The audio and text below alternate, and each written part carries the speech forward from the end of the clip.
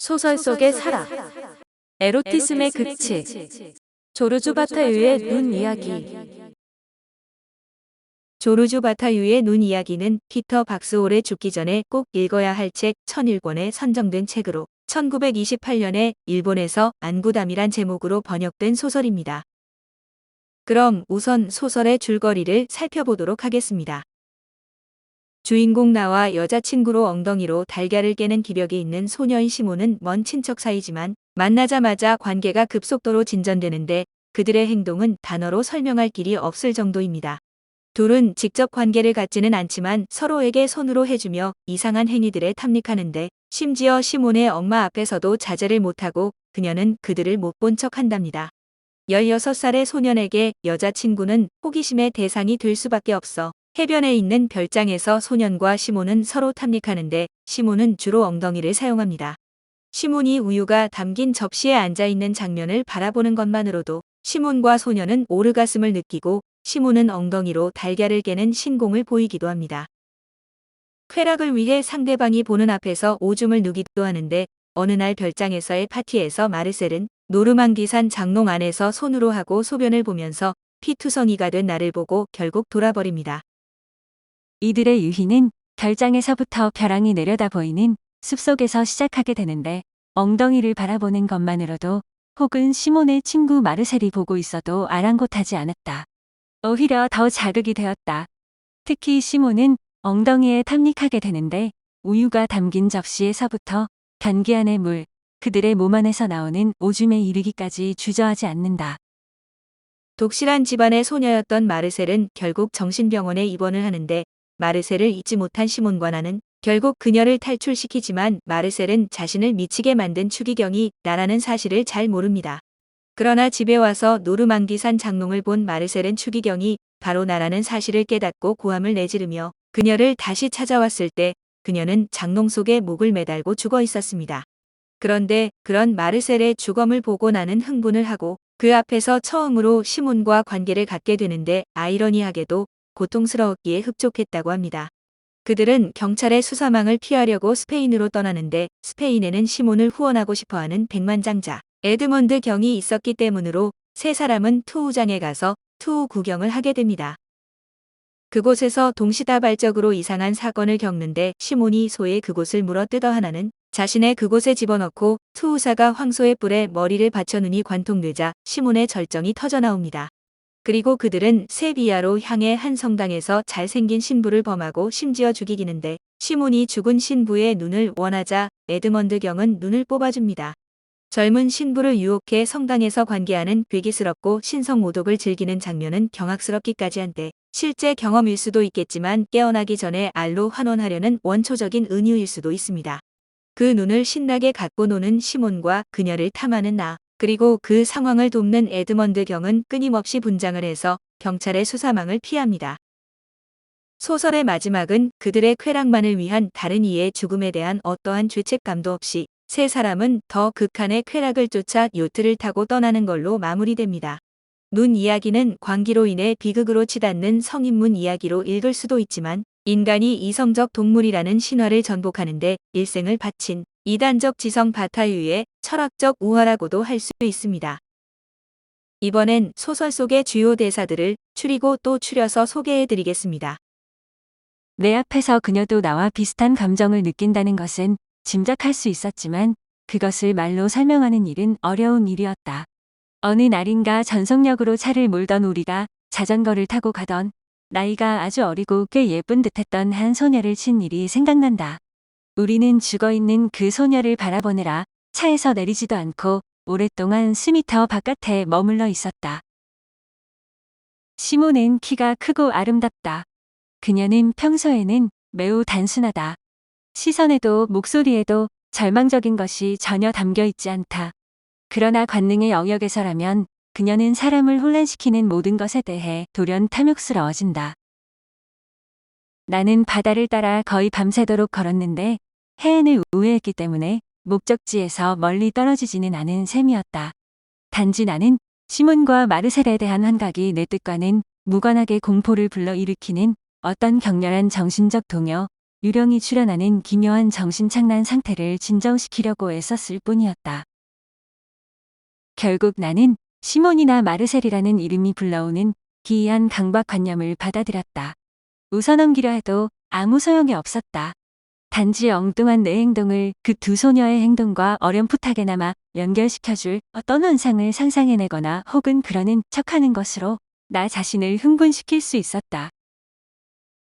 하지만 그날 옷을 잃어버린 시몬과 나는 돌풍을 맞으며 적대적인 어둠을 뚫고서 성을 떠나 흡사 동물처럼 도망쳐야만 했다. 우리의 상상력은 틀림없이 다시금 마르셀을 사로잡으려 할 뿐 아니라 성에 가두어 그 불쌍한 소녀를 분노와 공포의 화신으로 만들므로써 우리의 몸뚱이를 끊임없이 방탕 속에 빠뜨리는 오랜 중압에 계속해서 시달렸다. 머지않아 우리는 자전거를 찾아냈고 알몸에 신발만 신은 채 자전거에 올라탄 자극적이면서도 더러운 구경거리를 서로에게 제공할 수 있었다. 우리는 야릇하게도 서로의 존재에 흡족해하면서 웃지도 않고 말도 없이 재빠르게 페달을 밟았는데 음란함과 무기력과 부조리 속에 똑같이 고립되어 있다는 점에서 우리 둘은 비슷했다. 나는 더러운 것으로 분류되는 것만을 좋아했다. 나는 반대로 일상적인 방탕에 의해서도 흡족해하지 않았는데 그것은 일상적인 방탕이라는 것이 방탕을 더럽힐 뿐만 아니라 고상하며 완벽할 정도로 순수한 무언가를 어떤 식으로든 그냥 그대로 놔두기 때문이다. 내가 알고 있는 방탕은 내 육체와 사고뿐만 아니라 내가 그 사이에서 생각할 수 있는 모든 것을, 즉 오직 배경의 역할만을 하는 광대하고 별이 총총한 우주까지도 더럽힌다. 우리는 단지 산책하는 도중에 생기는 온갖 기회를 이용할 따름이었다. 우리가 유리한 장소를 떠난 것은 오직 또 다른 유리한 장소를 발견할 목적에서뿐이었다. 빈 박물과 진열실, 계단, 덤불이 높게 둘러진 공원 산책길, 문이 열려있는 교회 밤이면 인적이 끊긴 골목. 햇볕이 쨍쨍 내리쬐는 정오, 나는 에드먼드 경이 충혈된 눈으로 바라보는 가운데 시몬을 덮쳤다. 나흘째 되는 날, 이 영국인은 지브롤터에서 요트를 한 대 샀고 우리는 흑인 선원들과 함께 새로운 모험을 찾아 먼 바다로 나아갔다. 나는 결코 이런 류의 추억에 연연해하지는 않는다. 왜냐하면 그 추억이라는 것이 이미 오래전에 온갖 감정적 특성을 잃어버렸기 때문이다. 추억들이 언뜻 알아보기 힘들게 변형될 때 생기를 되찾을 수 있었다. 추억은 그렇게 변형되면서 가장 음란한 의미를 띠었기 때문이다. 1928년 로드 오슈라는 필명으로 발표된 조르주 바타유의 첫 장편소설인데 야하고 당황스럽고 난해한 책의 제목인 눈은 스노우가 아닌 아이즈로 작가는 이렇게 말하고 있습니다. 당신은 생각이 너무 많다. 인간의 범주는 영혼이나 영성 혹은 지성만이 아니다. 우리는 태초부터 짐승이었다. 조르주 바타여. 16세의 남녀가 오직 육체적인 욕구로 관계를 시작하는데 수전 손택의 글처럼 자전소설이며 눈은 안구, 고환, 달걀을 의미하며 전체적으로 본능적인 성애와 욕구가 몽롱하게 펼쳐집니다.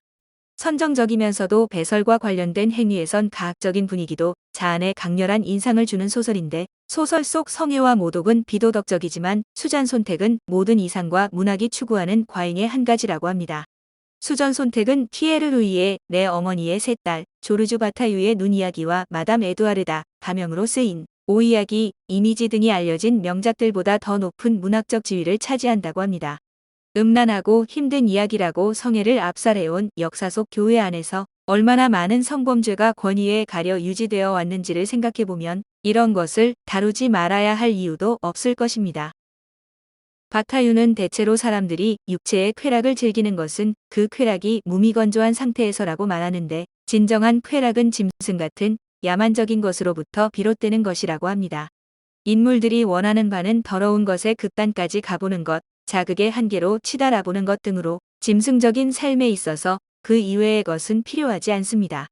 눈 이야기는 1928년 프랑스에서 처음 출판된 이래 1940년, 1941년, 1967년 세 차례에 걸쳐 개정판으로 거듭 출간되었습니다. 처음 세 번은 로드 오슈라는 필명으로 마지막은 본명으로 발표되었는데 로드 오슈는 성서에서 신을 일컫는 로드의 화장실에서 혹은 망할 자식아를 뜻하는 오슈를 더한 것입니다. 남녀의 몸짓으로 하여금 환희의 감정이 솟을 때 드러나는 에로티즘을 조르주 바타유는 인간의 가장 원초적 본능인 오줌으로 대변합니다. 끊임없이 그는 2명이든 3명이든 그들의 언어를 표현하고 환희의 감정을 내뿜을 때는 오줌을 싸게 되고 그것이 더러운 배출의 현장이 아니라 당연한 듯 받아들입니다. 조르주 바타유. 조르주 바타유는 프랑스 남부 오베르주에서 태어난 사상가이자 소설가로 매독 환자의 맹인이었던 아버지와 조울증 환자였던 어머니 아래에서 자랐습니다. 그는 한때 성직자가 되기를 꿈꾸기도 했지만 결국 파리 국립고문서 학교를 택하고 파리 국립도서관 사서가 되는데 평생 사서로 일한 그는 오를레앙 도서관장으로서 생을 마감했습니다. 문학 작품뿐 아니라 인류학, 철학, 경제학, 사회학, 예술사 등 다양한 분야에 걸쳐 글을 쓴 그는 글쓰기 자체를 목적으로 삼지 않았고 자신의 다양한 경험을 기록하는 수단으로 글쓰기를 대했습니다. 사드의 적자라 불러도 좋을 바타유는 매음구를 전전하며 글을 썼던 에로티즘의 소설가였으나 또한 소비의 개념에 천착하며 세계를 바라본 인류학자이자 사회학자였습니다. 니체와 프로이트의 사상에 이어 모스의 증여론과 헤겔 종교 철학에 심취했던 바타유는 당대 프랑스 사상계를 주도했던 여러 잡지들을 창간하고 운영했던 주체였습니다. 무신론자를 자칭했지만 신성과 신비주의, 샤머니즘, 선불교 등에 관심이 많았는데 자전적 요소가 많은 글들에서 그가 탐구했던 신성, 황홀경, 죽음에 대한 공포와 환희를 엿볼 수 있습니다. 그러나 지식인들 사이에서는 높은 평가를 받는 그의 글들은 대중적으로는 제대로 알려지지 않았고 난해함 때문에 독자도 많지 않습니다. 바타유는 철학, 사회학, 경제학, 미술, 종교, 문학을 아우르는 방대한 글들을 썼는데 태양의 학문, 작은 것, 무신학 전서 3부작, 내적 체험, 죄인, 니체에 관하여 등이 대표작입니다. 오늘 소설 속의 사랑은 에로티즘의 극치 조르주 바타유의 눈 이야기였습니다.